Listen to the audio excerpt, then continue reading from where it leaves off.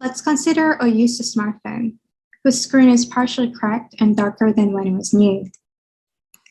It frequently loses Wi-Fi connections, but stays connected to a local network. When fully charged, it would last less than a few hours, even when not in use. Is this device working or broken?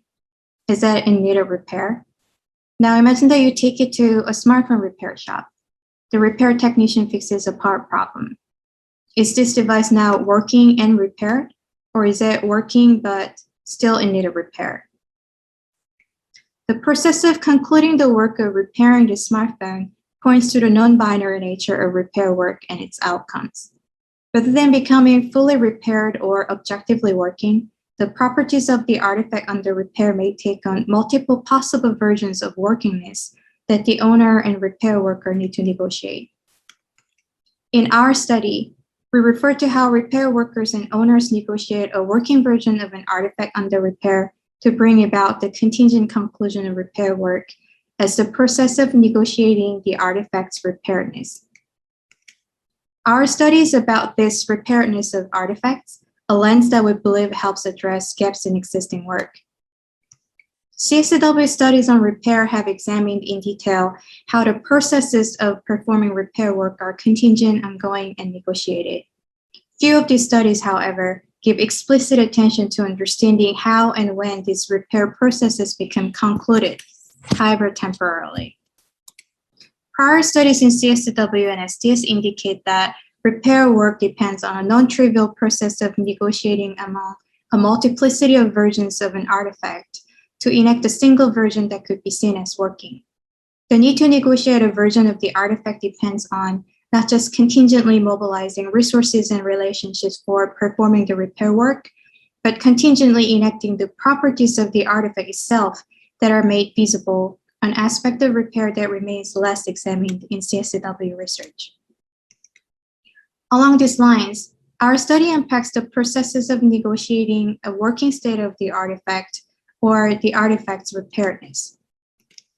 This study builds on an ethnographic study of Korea's biggest and oldest analog electronics repair community called Seoul.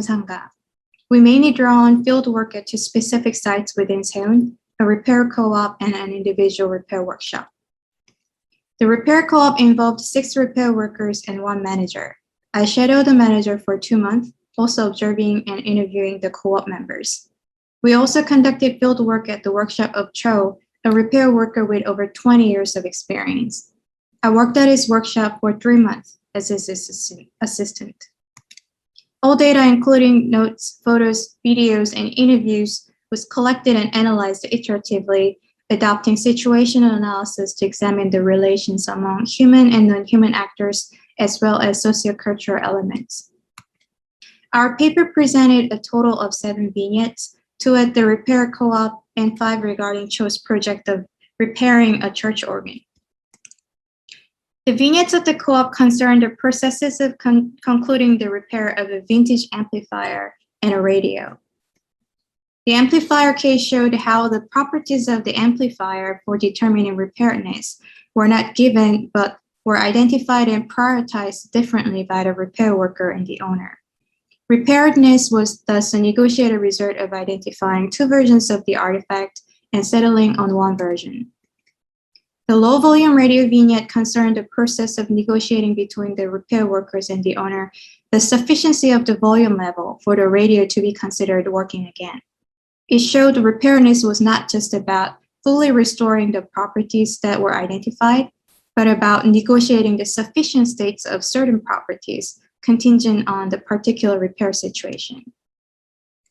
The following 5 vignettes illustrate how the repair worker Cho negotiated with the staff of a church to achieve a state of repairedness for the church's electric pipe organ.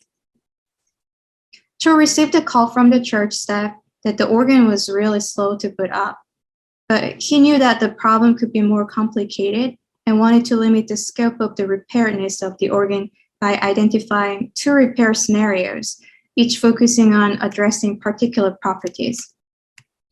Properties of the organ relevant to the initial focus on the boot time issue were distributed across the organ's console, circuit boards, and its electricity system in a physically separate control room. He extracted the circuit boards and tested them at Seoul, concluding that one of the capacitors on the boards needed to be replaced. When the circuit boards were reinserted into a rack in the control room, the organ booted up immediately, and the problem seemed to be resolved. A few days passed, and the boot time issue came back. The organ was shut down randomly, and its memory settings had been wiped out. Cho this time repaired the organ's electricity system, fixing the power problem. The boards were extracted and tested again, but they concluded it was just that a part on the board became loose. The boards were reinstalled, and the memory problem was resolved, but the boot time issue remained. The boot time issue, however, was now considered less problematic. As the cause of the boot time problem remained elusive, Cho decided on a stopgap solution of placing a temporary backup power supply in the control room and connecting it to the CPU circuit board. This would allow the organ to switch on immediately. The boot time property was now temporarily substituted with the property of staying powered. The organ was still under repair electronically, but working again from the practical point of view of the organ users. The more permanent version of the backup power supply was now installed, but the organ did not boot up. Cho again extracted and tested the boards and detected a new potentially faulty part on the CPU board and replaced it. The boards were reinserted into the system, and without connecting them to the backup power supply, the organ booted up immediately. The organ was now considered fully repaired, but Cho and the church agreed to use the backup power supply when the boot time began to slow again. The organ thus was fully repaired for the time being. In summary, our Venus showed processes through which the repair workers and owners negotiated the versions of the artifacts under repair by strategically identifying and prioritizing particular properties of the artifacts, as well as determining the sufficiency of these properties in a given repair situation. These properties were also scoped, reprioritized, and temporarily substituted for during the negotiation process, shifting what constituted a working version of the artifact. The contribution of our paper is threefold. The concept of preparedness contributes to CSCW research and repair as a way to frame the less studied conclusion of repair work. Preparedness contributes to CSCW research more broadly on the role of artifacts in collaborative work settings. The concept makes feasible the multiple possible versions of an artifact under repair and the process through which multiple versions of the artifact become contingently stabilized into a state of preparedness. In so doing, preparedness accounts for contingencies in the properties of the artifact itself, which is different from contingencies in collaborative work practices. Finally, preparedness offers a distinct lens for understanding the sustainability of artifacts that focuses on how the multiple versions of an artifact at any given time are negotiated into a contingently stabilized working version, which is different from the well-studied concept of appropriation that focuses on how an artifact's initial meanings, properties, and associated practices are continually changed and evolve into something else over time. That wraps up my presentation. Thank you for listening.